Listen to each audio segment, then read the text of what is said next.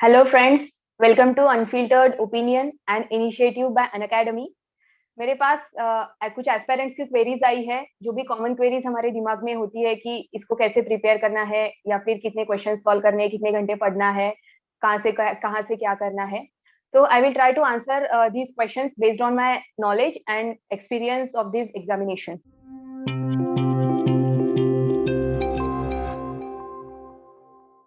So the first question I got is, what are the different types of bank exams?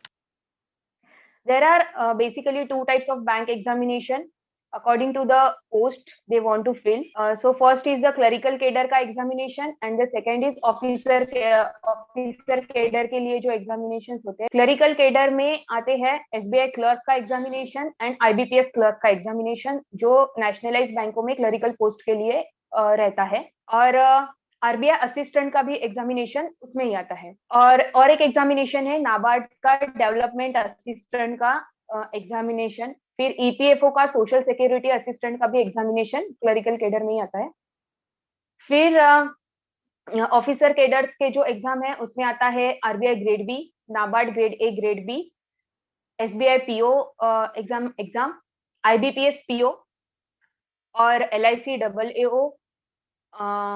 EPFO में assistant commissioner of provident fund का भी एक exam होता है, वो भी ऑफिसर के लिए लोग चुनने के लिए लिया जाता है. So according to my knowledge these are the main banking examinations in India. The second question is there any difference between the various banking examinations? Yes friends, there are some differences but also there are the similarities, because कौन सी भी bank का आप exam दोगे तो आपको quant, reasoning, English, general awareness ये तो लगना ही है. बट आप अगर नाबार्ड का एग्जामिनेशन दे रहे हो या आरआरबी पीओ का एग्जामिनेशन दे रहे हो तो उसमें कंप्यूटर एप्टीट्यूड और एक ऐड हो जाता है, या फिर आरबीआई असिस्टेंट के मेंस में भी कंप्यूटर एप्टीट्यूड आपको लगता है. So there is a difference but more of a overlap कि आपने अगर कुछ एग्जाम्स के लिए पढ़ लिया है तो सेम आप दूसरे एग्जाम्स भी अटेम्प्ट कर सकते हो वो पढ़ाई के बेसिस पे. डिफरेंस और एक है कि जैसे नाबार्ड ग्रेड ए में they ask the topics, additional topics are agriculture and rural development and economic and social issues, जहाँ पे एसबीआई पीओ में, आईबीपीएस पीओ में कुछ उसका मतलब रहता नहीं है वो टॉपिक, तो वो हमको उन एग्जाम्स के लिए पढ़ना पड़ता है. तो if you want to know the difference you should check the official notification of every exam, कि उसमें सिलेबस और पेपर पैटर्न देखना है, तो फिर आपको पता चलेगा कि मैं एसबीआई पीओ के लिए पढ़ रही हूँ या फिर मैं आईबीपीएस पीओ के लिए पढ़ रही हूँ, तो फिर मुझे इसका ये पढ़ाई के बेसिस पे और कौन से एग्जाम्स अटेम्प्ट करते आएंगे. डिफरेंस एक है कि सिर्फ डिफिकल्टी लेवल का डिफरेंस है, कि ऑफिसर लेवल के जो एग्जाम रहते हैं उसका थोड़ा ज्यादा डिफिकल्टी लेवल रहता है, क्लरिकल लेवल के एग्जाम्स का भी आजकल डिफिकल्टी है, but comparatively the officer level का डिफिकल्टी थोड़ा ज्यादा रहता है. The third question is, which is the toughest exam in banking sector? If we see the number of vacancies and the probability of clearing the examination, that means the success ratio, I would say that RBI grade B is the toughest exam, because उसकी हर इस साल तो ठीक है 270 vacancies थी, पिछले साल notification नहीं आया था तो, लेकिन ऑलमोस्ट 130 टू 140 वैकेंसीज रहती है. कॉम्पीट करने वाले भी ऑलमोस्ट 1.5 लाख से ज्यादा लोग होते हैं. सो एंड उसका जो सिलेबस एंड पेपर पैटर्न है उसके लिए ज्यादा डेप्थ ऑफ नॉलेज की जरूरत होती है. तो आई विल से कि RBI grade B is the toughest bank exam. The fourth question is, how can one develop a common study plan for all these exams? Banking examination देने का एक advantage होता है कि आपका क्वांट, रीजनिंग, इंग्लिश बहुत अच्छा हो जाता है, तो वो हर एक एग्जाम में आपको यूजफुल होगा ही होगा. वो पढ़ाई तो आपकी वेस्ट नहीं जाएगी. पर आपको अगर एक कॉमन वे में इन सारी एग्जाम्स को टारगेट करना है, तो I will say you can go with SBI PO and IBPS PO examination और आरआरबी पीओ, इन तीनों को साथ में लेकर चल सकते हैं. SBI PO, IBPS PO, RRB PO, SBI clerk, IBPS clerk, इन ये एग्जाम्स का साथ में स्टडी हो सकता है. But if you are targeting the higher examinations, then RBI grade B and NABARD grade A, these are the complementary, like कि उनमें ज्यादा similarities है, वो भी साथ में हम prepare कर सकते हैं. The fifth question is, what is the ideal preparation time required?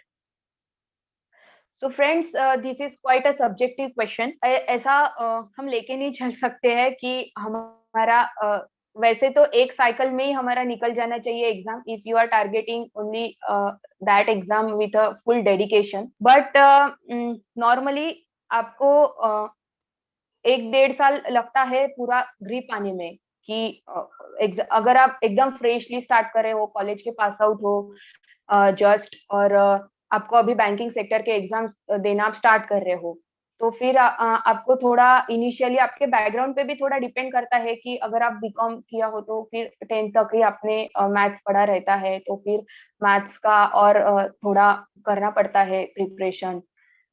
तो इस पे वो प्रिपरेशन टाइम डिपेंड करता है.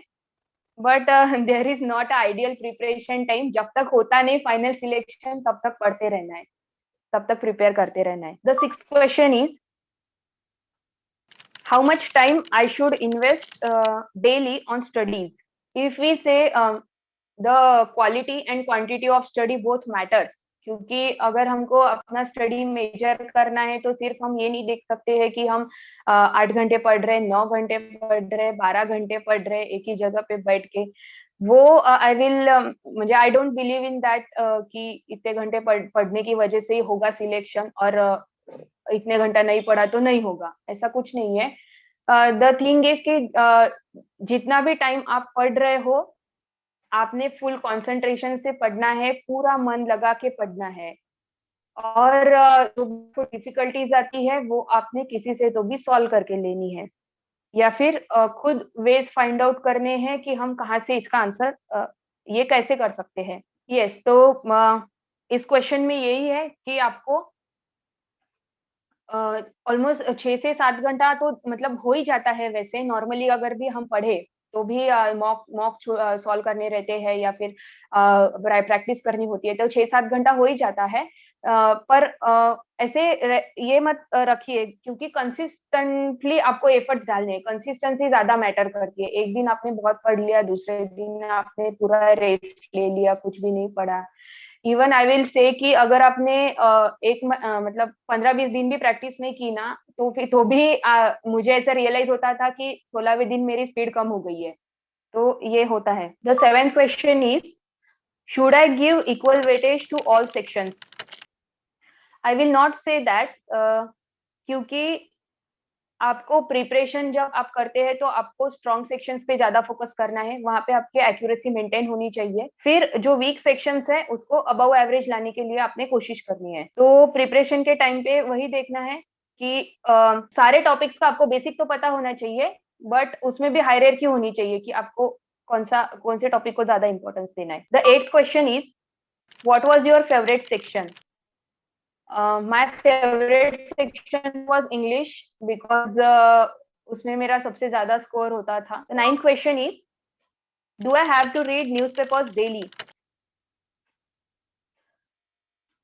I would suggest that कि अगर आपके पास टाइम हो तो आप प्लीज डेली न्यूज़पेपर पढ़िए, क्योंकि उससे आपकी सारी प्रिपरेशन हो जाएगी, जनरल अवेयरनेस की भी हो जाएगी, और इंटरव्यू के लिए भी आपके जो हॉट टॉपिक्स है वो आपके कवर हो जाएंगे, और कॉन्स्टेंटली आप करंट अफेयर्स के टच में रहेंगे.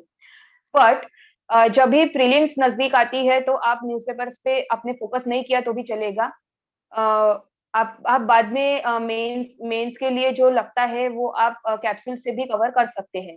तो इसलिए you can avoid the newspapers at prelims level. While reading the newspaper, I will suggest please stick to those news only which are related to your syllabus, or on which the questions can be asked. The 10th question is, how important are mock tests? So friends, I have given the detailed answer to this question in my interview with Chamomile TV Toppers. You can refer to that video, and your all ideas about the mock test will get cleared. 11th question is, how do I find the balance between speed and accuracy? This is a crucial question, क्योंकि prelims और mains दोनों में हमको speed और accuracy दोनों का ध्यान रखना पड़ता है. बट इनिशियली जब आपकी प्रिपरेशन स्टार्ट होती है, I will say focus on accuracy more, क्योंकि आपके एक्यूरेसी के लिए चाहिए होती है कंसेप्चुअल क्लैरिटी, और आपके फंडामेंटल स्ट्रांग होना इंपॉर्टेंट है। तो एक बार आपके वो हो गए, आप एक्यूरेटली क्वेश्चन अप्रोच कर पाए, तो फिर उसके बाद में आपने ज्यादा से ज्यादा प्रैक्टिस से आपकी स्पीड बढ़ानी है। The 12th question is, what should be the exam day strategy? Exam के दिन आपको बहुत कूल एंड काम रहना है। ज्यादा रिजल्ट के बारे में तो बिल्कुल नहीं सोचना है। जैसे मैं लाइब्रेरी में बैठ के मॉक देती थी, वैसे ही मेरे को वो हॉल में जाके मॉक देना है। कुछ भी प्रेशर, कोई भी टाइप का प्रेशर नहीं लेना है, एंशियस नहीं होना है टाइम पे, खुद पे भरोसा रखना है, और जैसे मॉक्स देते थे वैसे पेपर को अटेम्प्ट करना है। नेचुरली आपका पेपर अच्छा ही जाएगा। The 13th question is, top 3 myths about banking exam. One of the myth I have heard is कि आपका स्कूल लेवल से इंग्लिश और मैथ्स अच्छा होना चाहिए। आई विल नॉट से कि ये थॉट पूरा ही गलत है, बट आई विल से कि आपने पहले जितना भी स्टडी किया हो, जब आप बैंकिंग का एग्जाम के लिए सीरियस प्रिपरेशन करना स्टार्ट कर देते हैं, तो आप कभी भी अपना मैथ्स और इंग्लिश इम्प्रूव कर सकते हैं। उसके लिए ऐसा नहीं है कि मुझे स्कूल में मैथ्स डिफिकल्ट जाता था तो फिर अभी भी मतलब मुझे जमेगा ही नहीं मैथ्स, या फिर इंग्लिश नहीं जमेगा।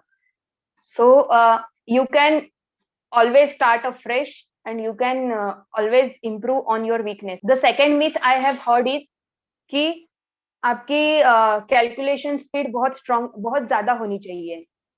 तो आई विल से कि this is not a CAT examination, because CAT में वो चीज मैटर करता है कि आपकी कैलकुलेशन स्पीड अच्छी हो, या फिर बहुत लाइटनिंग स्पीड आपकी हो। बट एसबीआई पीओ या फिर और एग्जाम्स देखे तो उसमें कैलकुलेशन स्पीड को इतना ये हाइप नहीं करना है, क्योंकि जब आप क्वेश्चंस की प्रैक्टिस ज्यादा से ज्यादा करते जाओगे, अपने आप आपकी स्पीड बढ़ते जाएगी, क्योंकि आपके ब्रेन में जो प्रोसेसिंग है वो फास्ट होते जाएगा। The 14th question is, online coaching और classroom coaching. I will say the balance of both. If you can join the classroom coaching, it is also beneficial, क्योंकि वहां पे आपका ग्रुप बन सकता है, जिनके साथ आप बाद में आपके जो डिफिकल्टीज है वो शेयर कर सकते हैं। वो टीचर आपको बाद में हेल्प कर सकते हैं at a different stages of your exam, क्योंकि उनको आपकी इंडिविजुअल स्ट्रेंथ एंड वीकनेसेस आपकी पता होती है, तो they can guide you accordingly. And then you also can take the online coaching, because in the COVID situation we cannot just go to the classroom coaching. So online coaching के समय ध्यान रखना है कि वीडियो चालू है, but उसको पूरा ग्रास्प करना है आपको, जो भी है वो नोट्स बनाने हैं, सिर्फ वीडियो देखना नहीं है। 15th question, how was the interview experience? My interview experience with SBI was really good. The panel was friendly, cordial. They made me very comfortable. Or I have also elaborated my interview experience in my interview with Chamomile TV toppers. So you can also refer to that link. The 16th question is interview highly technical? I will not say it's a highly technical, but there is always some question which are related to the knowledge of that field.